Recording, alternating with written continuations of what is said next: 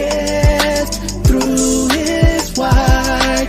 It's God's gift through his word. It's God's gift through his word. It's God's gift through his word.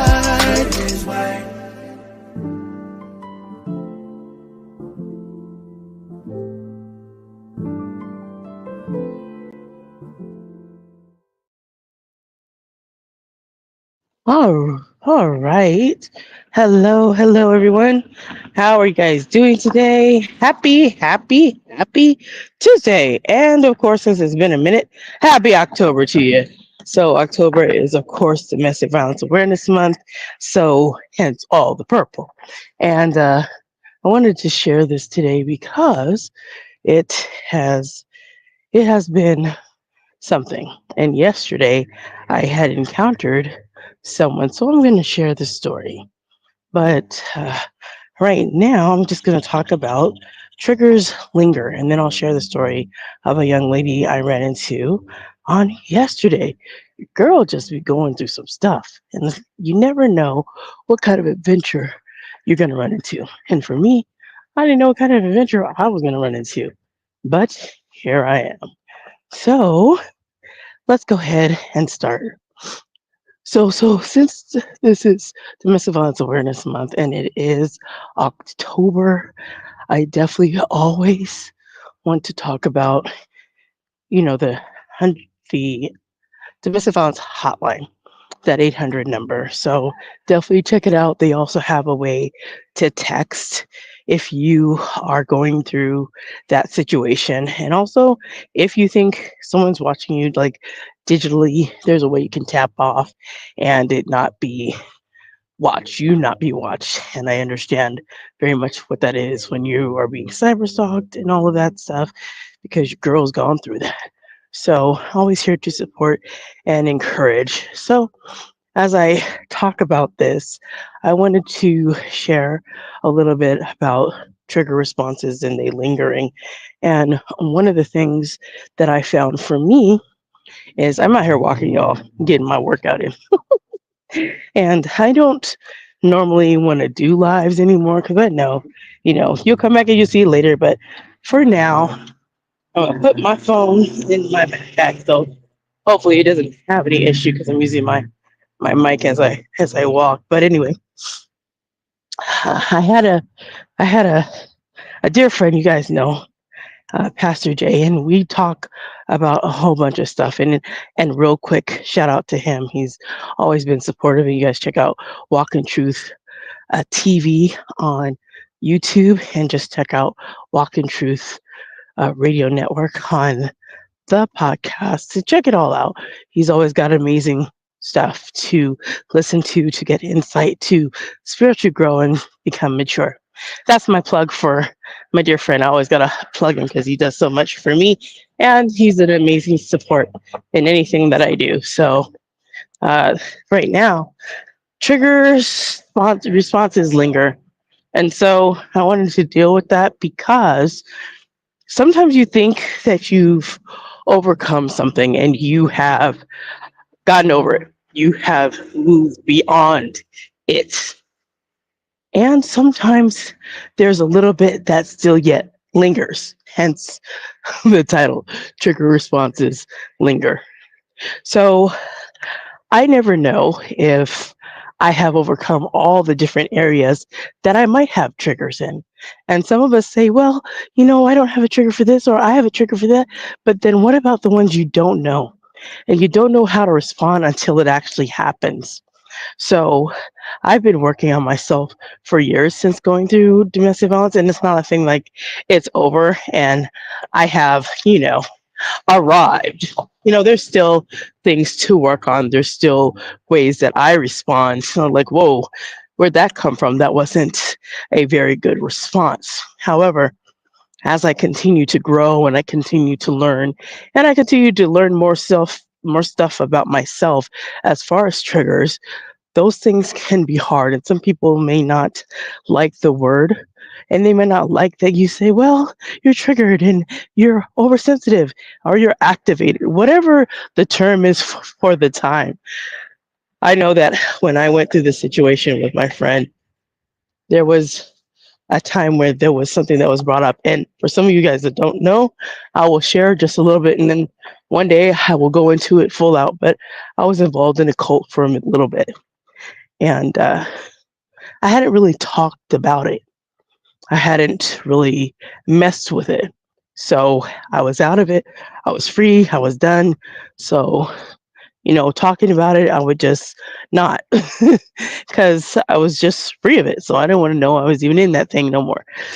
However, when I started discussing it with a dear friend of mine, man, it brought up all kinds of emotions.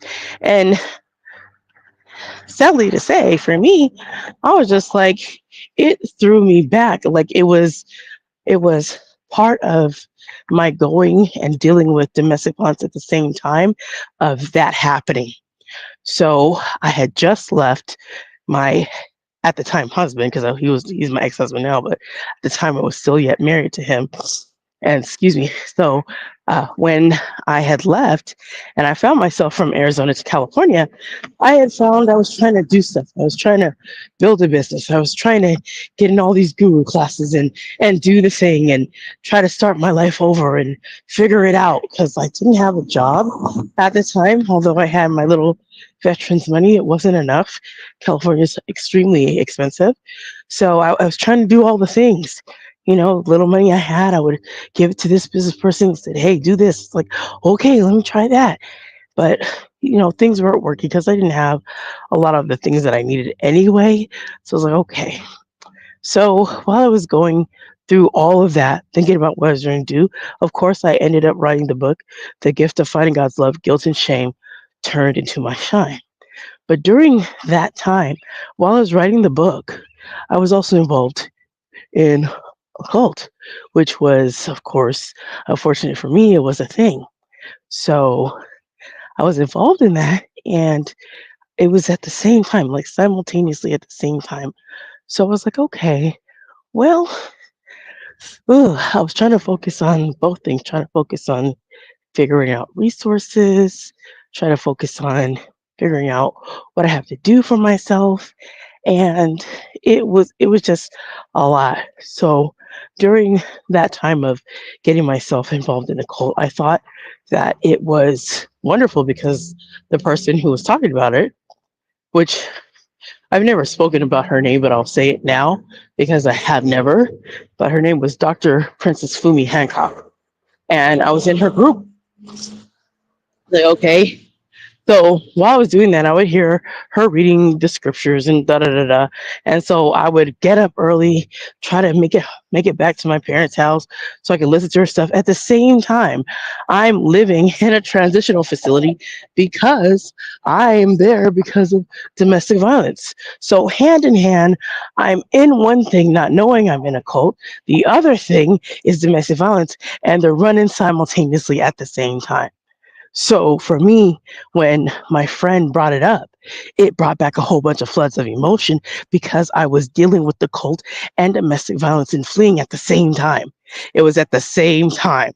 I was like, oh my gosh. So I got out of one situation, not to mention I was living with my family who are very, very abusive in their way that they use their language. And they have always been like that. So I was like, dang it.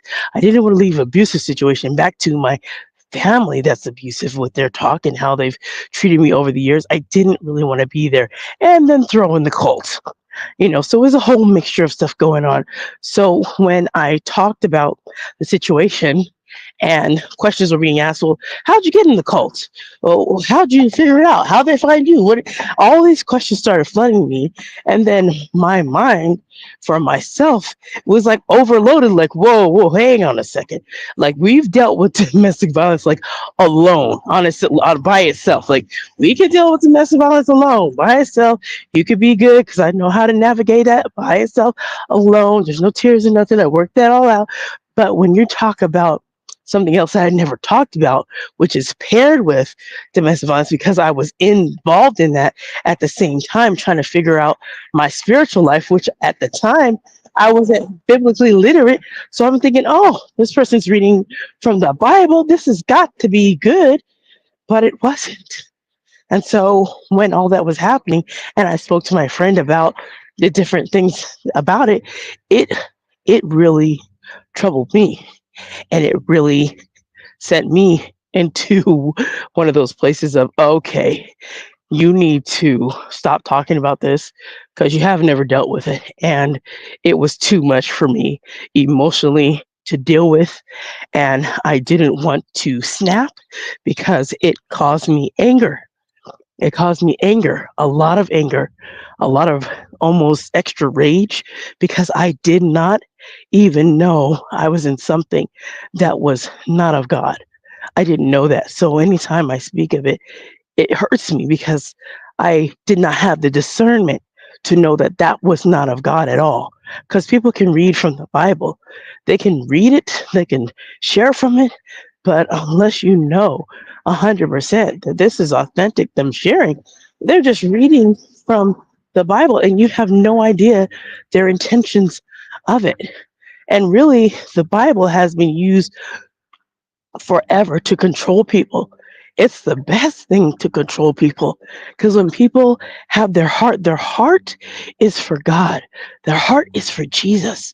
But when people see that, like, oh, this is a great way to manipulate, control, and they'll do whatever if I say God said, they'll do whatever if I say Jesus said in the word. And then they show you the scripture like, well, you can't disagree with the word except for the way they're using the word and twisting it. They're manipulating the text to control the person, which was happening with a lot of the women that were in the group. And these women weren't stupid by any means. These women had PhDs, master's degrees, bachelor's degrees. They were educated women. I was one of them. I was like, okay, so that trigger that rose up in me, it just had me laid out for a minute. I didn't want to talk to my friend for a long time because I didn't know how to respond. So I said, I need 7 days. I need 7 days. And I probably shouldn't have put a number on it. That was my bad. But I needed time. I needed a lot of time to deal with this because I had never dealt with it. So that was something that was lingering and not even just lingering, it added to some of the old triggers that I thought I had overcome. And I was like, okay, so there are coping mechanisms that people tell you to use, right? To cope to certain things. And I used one. I used an old school one. It wasn't taught to me. It was something that I always did when things got too hard for me or they got too hairy for me. I just shut down, which means I didn't talk to nobody. I go away. I really wanted to just disappear. It's almost like I would get rid of the person and you would never know. And I was good with that. Back in the day, I used to do that. It was called cutoff. And some of y'all know the cutoff game. My cutoff game was strong. Like, if I don't get with you, I don't jive with you, and you said something that has hurt me, don't worry about it. You good. Keep doing what you're doing. I'm just going to cut you off and never talk to you again in life. And I had no problem doing that. I was quick to cut people off. But of course, that I had to learn over time that's not a very good way to handle situations when you're dealing with people. To just cut them off because you've been hurt, or to cut them off because you don't like what they've said. Sometimes some of these things you have to work through. Some of these things you have to talk to people, articulate what's going on, and don't just kind of disappear and vamp, fade to black, and then you're no longer around, and they don't know what happened because you just disappear. Like people that date and they get ghosted. Well, what did I do? It don't matter. The person doesn't want to confront the situation. You're not their type, whatever it is. They just ghost you. They just disappear. And you don't know why. And I was doing that. But to really bring this back full circle is I had never spoken about my experience actually going through that. And it was uncomfortable. It hurt. I felt horrible. And I felt that at the time, I had abandoned God to go chase Satan. I was like, Lord, no. And I really like, no. Why would I ever do that? But I found myself doing that. And I found that I had learned a term. I was a Judas goat. I was like, no, no, no, no, no. I'm bringing other people to the slaughter. I was inviting other women to come and follow along until someone let me know, girl, you in a cult. I was like, what? And even my mother at the time, and she's not, my family is just what it is. It's not always, never, always, ever kind. And she's like, oh, that's nice. And I used to do videos for this woman.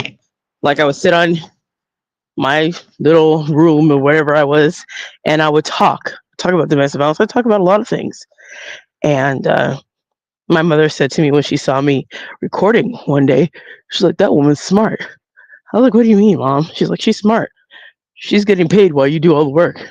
I'm like, what? She's like, if you're sitting there recording this video, she's getting paid and you're not.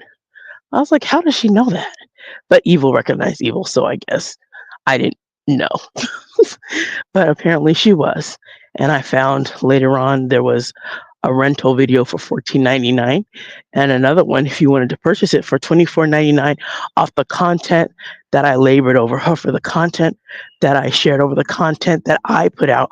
It was from me. It was things that I sat down and wrote, things that came out of my. She was profiting off of my back.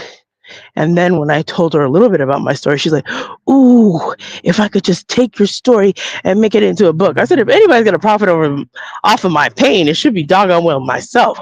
Why should you profit off of what I've gone through? You didn't go through any of it. Why would you want to profit off of it? But we live in a culture like that now. And it's funny because I just listened to a podcast that Pastor Jay sent to me. I was talking about P. Diddy, and everybody knows all the stuff that he's been indicted under charges and all this other stuff. But isn't it funny that the abuse is going to continue on because there's going to be things that are hidden? And so there's no way for anybody to have recourse against anybody because you don't know. And you can't act if you don't know. So what does it mean? Then the wheel keeps on turning and keeps on going, and things kind of stay the same. One person takes the fall, and the other ones that should be culpable and held to account, they're let to leave because they have enough to pay to get rid of who they are. Okay, so that's one of those things. It's just like, okay, well, if that's going to be the case, what good does it do for you to tell on somebody if nothing's going to happen? And I mean, it happens even with people who are not celebrities. Like you give a name and you expect law enforcement to do what they're supposed to do. And sometimes they do, and then sometimes it does not work out for you. And I've had that experience that I've done those things and it didn't really pan out for me. But that's okay because I've learned from it, I've grown from it. But if you have those type of things, understand that trigger responses, they can linger and they can be somewhere in your life that you don't know because you've never had to yet address it.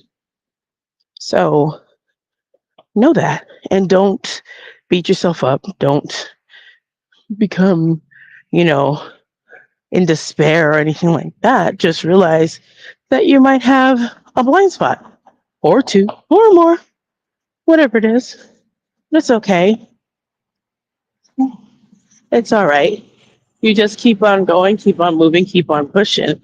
But with all that being said, as I'm walking out here and had to put my shades on because the sun came out. uh, Yesterday, I went to the gym because today I'm walking. But yesterday, I went to the gym and I saw a young lady. After I was done, I went to Sprouts. So I normally shop at Sprouts. And I was gonna pick up something, some stuff for my kids, some little groceries and such. I'm like, okay. So I get out of my vehicle and I hear this weird noise. I'm like, what is that? And I just keep hearing. I was like, is that a baby cry? Like something going on? Somebody hurt? And this lady was walking and with her cart, and she was pushing a little baby, but the baby was quiet. I'm like, no, the baby. That's not the baby. It's not her baby. So I'm looking around and I hear it again. I was like, okay, excuse me. It was quite annoying.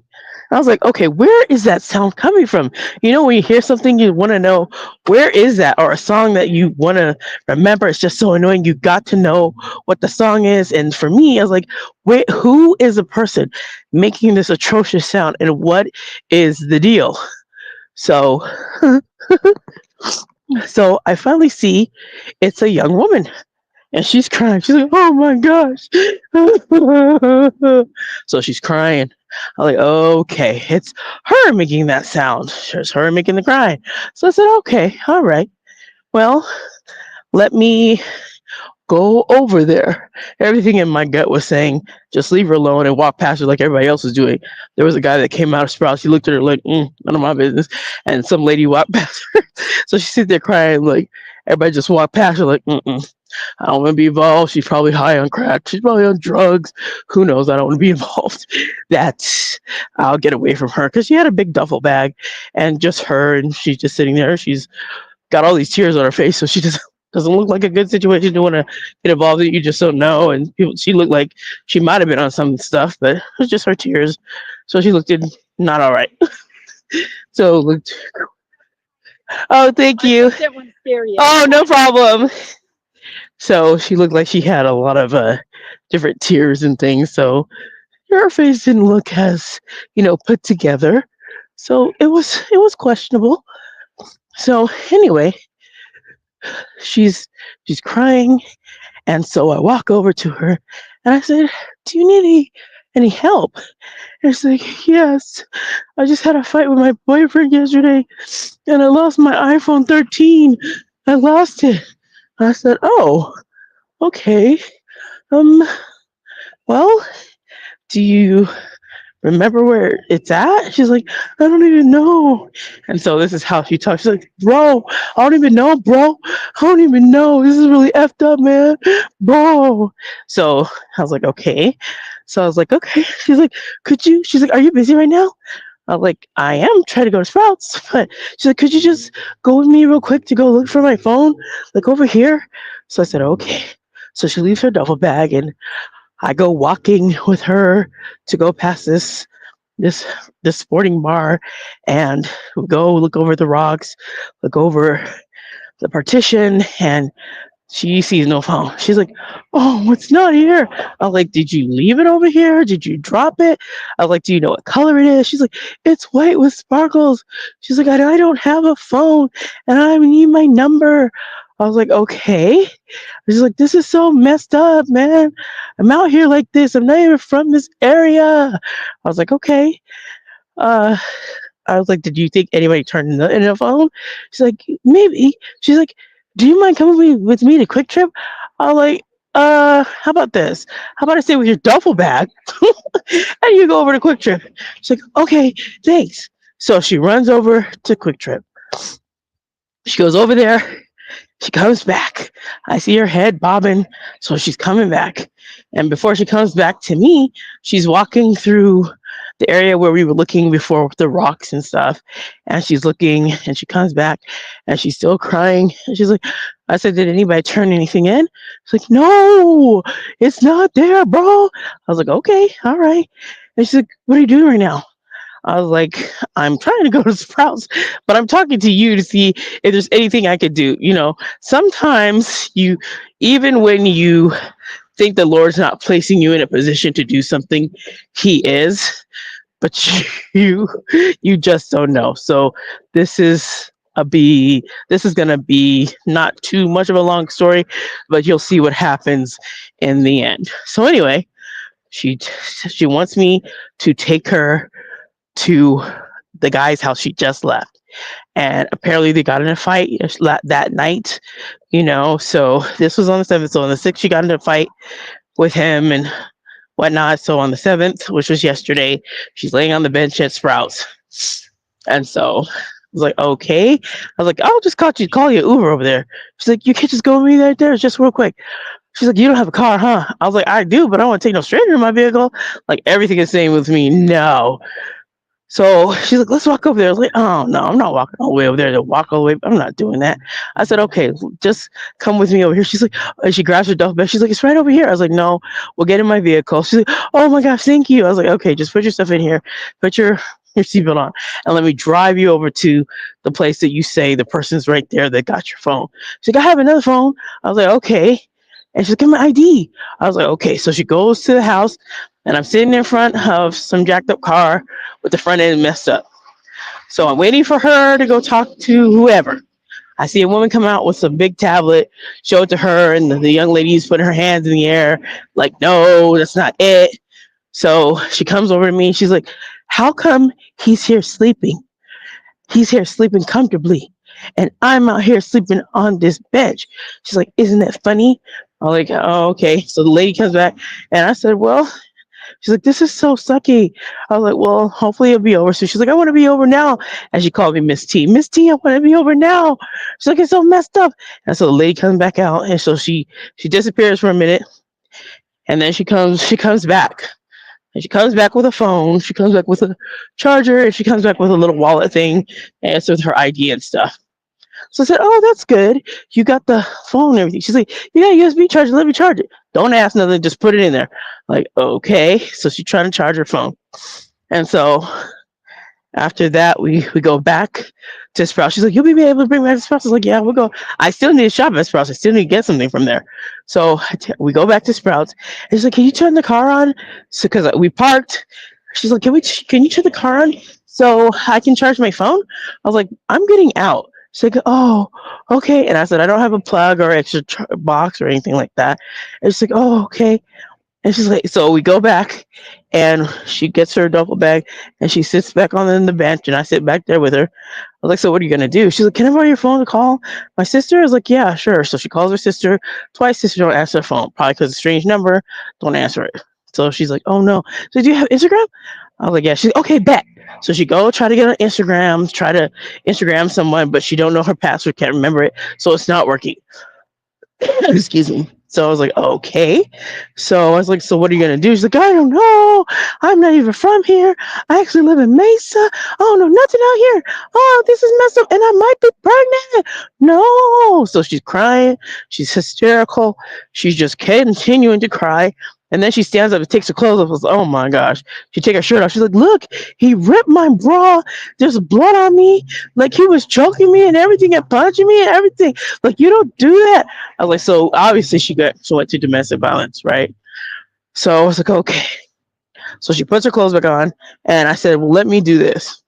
I said, because you're not gonna get home. I'm telling you, you're not gonna get home if you don't have a car. From my area, it might be an hour and change to get to where she lives in Mesa. She's not walking all that way back. If she can, her legs might fall off, but she's not walking all the way back that way with a big duffel bag. And it was super hot. She's not doing that. So I said, okay, Lord, what should I do? I said, okay, let me just call her Uber with my name and send her. So I said, you know what I'll do? I said, I'll call you Uber and I'll send you home. She's like, really? I was like, right. So just go ahead and put in the address to where you need to go in Mesa, and then I'll just pay for the Uber and you go home. So she puts her information in. She wants to go to a Walgreens that's close to, I guess, to her sister's house in Mesa. So I was like, okay, you put your address in? She's like, yes. So I said, okay. So I sent for the Uber. It's coming in 11 minutes. So I said, okay, well, since it's not going to be here, let's go inside and go get you something to drink or something to eat if you need something like that, because, it's hot out here and you might be hungry. She's like, I can't even eat anything, Miss T. My stomach's upset. I was like, well, let's go get you something to drink then. So she gets some vitamin waters. They were on sale, 3 for $5. And I get her some kombuchas, 2 for $4. And after I bring it up, I give her all of it because first she didn't want the kombuchas. I said you could just have it, and then I gave her $10. And I said, okay, I'm gonna send you. So I said, oh, it says gonna be here in a little bit. Let's go out here and go wait. And as soon as we walk out the door, there's the gentleman sitting in his vehicle. And I tell the gentleman, his name was Julius. I said, hey Julius, I'm not gonna take the ride, but she's gonna take the ride for me. And he looked at her. He looked down underneath the car. He's like, "Is she drunk? Is she on drugs?" I was like, "No, sir. She's not on any drugs. She's not drunk. She just went through a bad situation last night. She just needs to get home." He's like, "Oh, I'm sorry to hear that." And so I said, "Here's the pen." And I had shown him the wrong thing. He's like, "What is that?" I'm sorry. Here's the pen. So he put the pen in, and I told her I also have my thing for safety. Whenever I take an Uber, it goes to my friend. So I said, I'll see your travel, and also my friend would see your travel. And so I will know if something happens to you, you should get back to that area. She's like, thank you, Miss T. I hope you're blessed like 3 times for this. It's such a blessing. She's like, I'm gonna tell him about me getting back. And I was thinking to myself, don't do that. Don't throw it in his face. Just be thankful you got right back to where you gotta go, and you're not stuck in this town where you don't know anything about this town. So I sent her back, and then I go in and go shop for myself. But through that whole situation, I said, there are so many people, and she was only 20. She's 20 years old, and she might be potentially pregnant. And she kept complaining that she didn't want to have him in her life. And I said, well, he doesn't have to be. I said, but you'll be fine. I said, right now it's hard, and it's going to be hard, but you'll be okay. And she's like, my sister's going to give me the business. Like, well, it'd rather be a sister than, somebody else. So anyway, after that, you know, I went home and saw my kids. I'm glad to be home. But I said, wow, I had an adventure because I was thinking to myself, I was like, Lord, when I went to Sprouts, because I want to drop some stuff off at Goodwill, I was like, how am I going to waste all my time? It's like 7:40 something, and the place isn't open till 9. I need to get this stuff out. Well, what am I going to do till then? Well, look, the young lady, she took me round and round. By the time I, I got done with Sprouts and went over to Goodwill, it was past 9, and they've been open, so they took out all the donations out of the back of my trunk. I was like, oh Lord. Okay. I had a mini adventure that day, but it just reaffirmed and reignited in me. Already I had the passion for domestic violence, but to see a young woman who's only 20 going through it already and being choked, and she had, old blood on herself, and her chest was scraped up and stuff. Like, we have so much. And I found out that Arizona is the fourth highest in the nation for domestic violence. The fourth highest. That's not good. That's not a great place to be for highness. You want to be high for academics, high for economic growth. You don't want to be the fourth highest in the nation, amongst other states in the country. We are number 4. I don't even want to know who's number 1, but we're number 4. So we're in the top 5. Okay. There's a lot of domestic violence here. And that just shows that this state needs a lot of support and help. And when I was looking in my area, there's not a lot of places to get resources out here. It's very limited. But other places like California's got a smorgasbord of places you can go. Like, there's places on top of places on top of places you can get help, and you could go to whole places and get lots of resources. It's hard because you got to connect them all, but they have the places.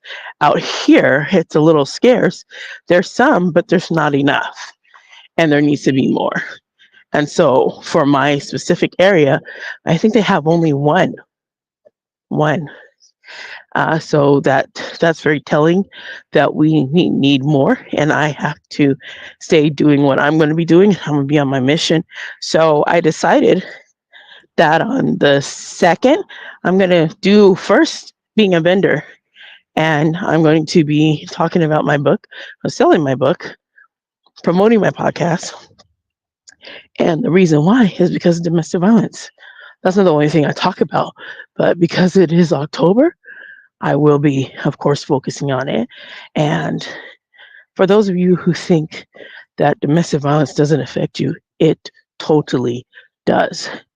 It affects you in all different types of ways. It affects every area of our lives, not just the individual, but when things get broken and destroyed, and when you go with certain stuff and you see certain situations happening, that affects you.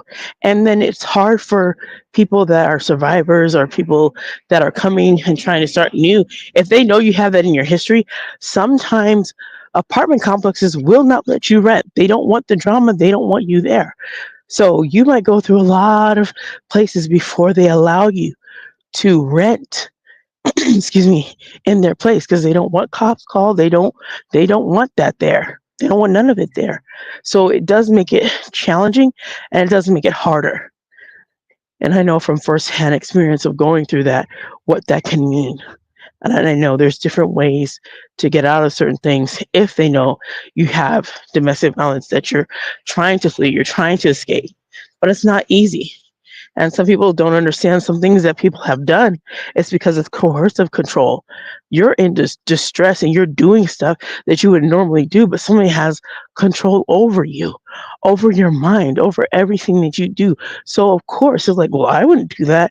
Be in something for a long time and then tell me. I hadn't really realized how long I had been married to my ex, and I had just done the math because I was really just focused on me getting away from him. So I had literally been married to that man for 12 years. So 8 of those was with him, 4 was separated, and I just gotten so my my divorce is it's done, but it's still kind of fresh because it's not a 20-year-old one. It's only 4 years old. And it took a long time at that time to even get it. So from when I left in 2016 to 2020, it literally took 4 years to get a divorce. But the entire time I was married, up till 2020. So domestic violence and abuse, intimate partner violence and abuse is nothing to snicker at. It's nothing to laugh at. But we see it and people think it's funny. When I see those kinds of movies, they're like a scary flick to me because I understand what that means. And what I saw with Julia Roberts in Sleeping with the Enemy and her husband who she was trying to get away from found a way in her house and he loves to organize everything. When she came home from whatever fair she was with some guy having a great time, and she comes home and she looks in her house and she looks in the cupboard, all the cans are organized. And then she sees that the towels that she left a little messy were all put nice and neat. The most scariest thing. That's the scariest thing for me. Just knowing that someone can have such a different, charming persona to everybody else on the outside. But behind closed doors, that's a different person. I'm sure for the men that have experienced women, they're a different person behind closed doors. But for me as a woman, my ex was charming. He could charm the socks off of anyone, and he always did, including the police officers. That's why nothing ever happened. So they have the ability to be so charming, so sweet,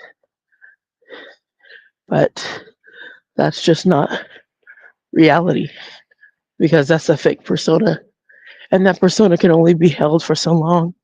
So, as I'm sharing and almost done with my walk, I want to let you guys know that if you have a friend that's going through domestic violence, please help them.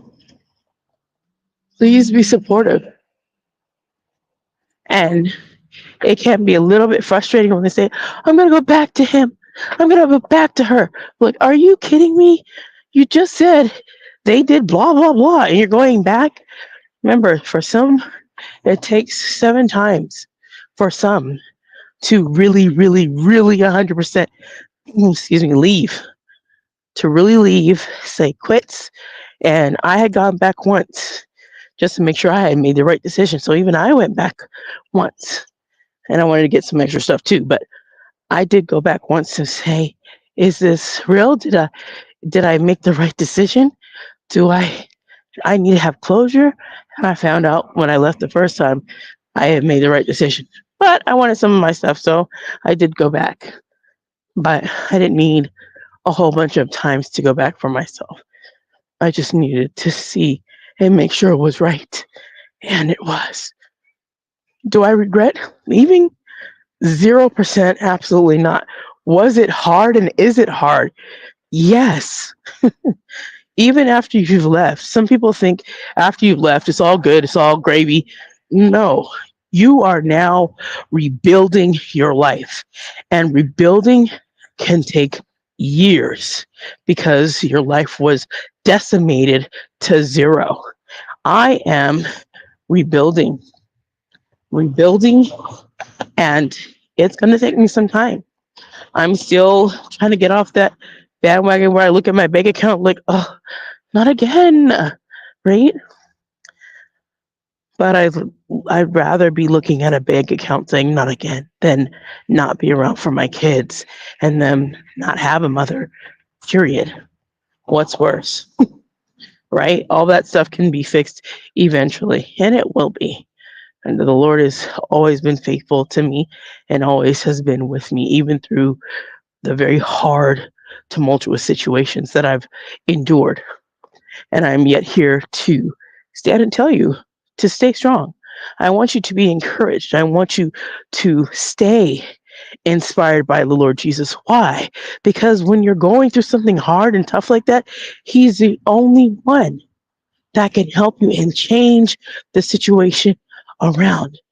Some people say that prayer changes things. I'm going to let you know that's 100% true. But you got to be faithful to talking to him. You got to be faithful, even when you don't understand. Let me tell you, I would read, pardon me, I would read my Bible and I would hide. I would hide in my closet to read it. I didn't understand what I was reading, but I would read it. Didn't have a study Bible that was good enough to help me. I had a Zondervan, but I was still trying to learn. I was still trying to read because I said, I know that reading his word and praying is going to change this thing. I don't know when, I don't know how. I don't see an out because there is no out for me at the time. There was no out. It was all black, no doors, no windows. I was trapped like a rat. But he did bust down that blackness, bringing some marvelous light and provide me a way of escape, and I took it. And I must be, and you must be, always sensitive to the Holy Spirit. Don't ignore when you have an inclination and it says to you to do something. You do it. It doesn't matter. You do it. And I left when I was told by that still small voice that some people say is there. I just know there was an inclination that I had that I need to leave. And it was so strong. I was like, okay, took my kids, packed up, had nothing, and I left. Didn't know how I was going to find anything because I didn't. I didn't find anything. I didn't know, but man, it did work itself out. But it was challenging for me. It was a very hard situation, but the Lord was faithful through all of it, and I have stories upon stories to share. But the Lord is always faithful. And I wanted to get on today to share with you all that no matter what you face, no matter what it is, domestic violence included, God is faithful. Now, I'm so grateful and thankful all the time, each and every day, because that situation that I'm sharing to you for my life, for that young lady's life, those stories could be way different because there are some people, and I've heard their stories, and they're not here to tell their own stories. They're not with us anymore. So we all are going to someday leave up out of here. But when it comes to domestic violence, you shouldn't want to leave that way. And for some, their story is that they left and they can't tell the tale. And I'm here to still tell the tale, and I'm going to continue to tell the tale. So, as I continue and get back in the swing of getting on here, I'm going to share because it's important and it's vital. And as I learn what I am to do with this, all these different talents and gifts and abilities, God has given me all this stuff. I'm like, Lord, what do I do with it all? Like, where is it? Where's it supposed to go? Where is it? Where does it fit? It's like there's a whole bunch of puzzle pieces, and I need to put it in a puzzle. But where? But I'll let the Lord work that out because I don't need to know the how. I just need to trust Him and walk in faith with what I do, whatever that I'm doing. So I'm being faithful with that at the very minimum and doing the things that I know to do.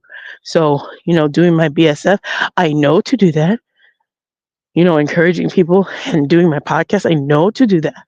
So everything else, it will work itself out. So I know that I wrote my book. I knew to do that. So as you're walking, it really does matter that you pay attention to what the word says. We walk by faith, not by sight. So every step you're taking in the direction that the Lord is pushing you is a step of faith. It's a step of faith. So you got to take that step and boldly step down because the Lord Jesus, He got you. But you got to move and you got to walk and you got to go. You can't just sit idle like, well, if I move to the left, it might be the wrong decision. If I move to the right, it might be the wrong decision. If I go forward, it might be the wrong decision. You definitely can't go backwards because you already been there. So left, right, forward, just move ahead. There's nowhere else to go but forward. There's nowhere else to go but press towards the mark of the high calling on your life. You go, you press on, you move ahead. As much as there's so much different trying things, you don't stop, you don't get sidetracked. You don't want to go and take your amazing vehicle that the Lord has given you. Not talk about your spiritual vehicle. You don't want to take that vehicle and start driving down the boulevard of anxiety, heading down to the road of doubt and despair, and sitting on the corner of worry central. You don't want to do that. You don't want to be around those lanes. But what you do want to do is take the highway of trust on the freeway of faith. That's what you want to do. And you roll that thing and you go. And you're going in that spiritual vehicle and you're just rolling. You got your freeway of faith and you are taking that trust and you are rolling on that. And that's what we got to remember. It is a thing of trust and faith, but you lean not on your own understanding. In all your ways, acknowledge Him, and He will direct your paths. He knows where you are going. You may not know because you have no idea, but keep walking. And as you walk, your path will unfold. But if you should stop and just stay idle, there's no way the Lord can unfold your path because you don't want to move. We have to get out of our own way. And sometimes we have to get out of our familiar comfort zones. Some of us, we're doing stuff in the familiar. Yes, you're volunteering in your church, which is great. I don't say don't. Yes, you're giving to the church. Yes, that's great. I don't say don't. But what about you doing stuff in your community? You're doing stuff where it's familiar and it's comfortable for you. Are you in your community sharing about your faith with other people besides your regular believers and the regular people that you see daily and weekly, which is not bad? But what about those that don't ever see you? Like even monthly. You barely know who they are. You've never seen them. You have to get out in your community. And that's what I've been doing. Getting out in my community. I'm taking something called in my area, it's called the Citizens Leadership Academy, learning about the community I live in, learning about the government here. And I'm seeing faces I've never seen before because I don't know them. But in that, you get to build relationship as much as you are I am building community. I need to learn about my community and need to learn some about some of the people in it. And I bet if I would continue, I might find there are some people that want to champion what I do and they want to stand alongside me. But how will they know if I'm not out in the community? So I'm very excited about doing the November 2nd thing. It's called Concert in the Parks here where we're at. They're gonna have one in October and another one in November, and I'm gonna be a vendor for the first time ever. And I'm looking forward to doing that because I need to be out there in the community, seeing other people sharing inspiration to others. But I can't do that just in my familiar area and behind my four walls. Like, yes, I love sharing with you guys on my podcast, and I'm going to continue to do that. Don't get it twisted, okay? I'm going to continue to do that. Excuse me, pardon me. But what I'm not going to do is just say, okay, that's it, that's all. I'll just do what I normally do, and that's it. No, there are people in my community that can need help and inspiration. And like the young lady I ran into who's 20, she needed my help. But I could have just gone from the gym and gone home, but then she would have been stuck out here. And I don't even know why I was going to Sprouts because I know I want to go Sprouts to go and get something, but I was like, do I really need something for Sprouts? Because I don't think so. But I was going there not for me, but for her because she needed a way to get home. And if not, she would have been a new homeless person in this area. And we don't really have a lot of homeless shelters here as it is because we're still like a very new community. We're only 20 years old. So there's a lot of things and services that are not here. So she would not have any help. And who knows how she would get around because we also don't have that many buses and she don't have any money.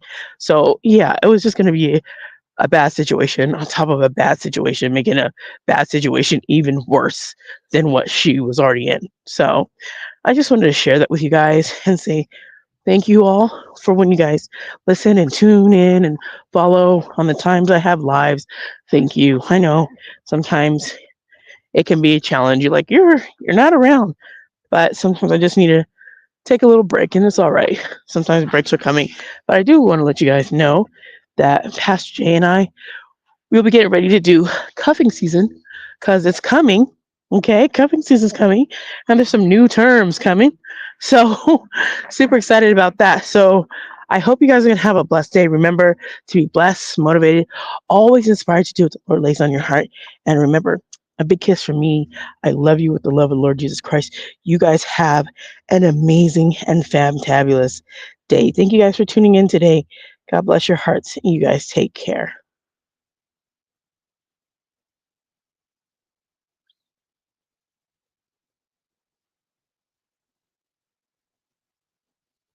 God's gift through his word.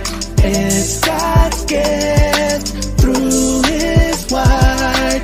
It's God's gift through his word. It's God's gift through his word.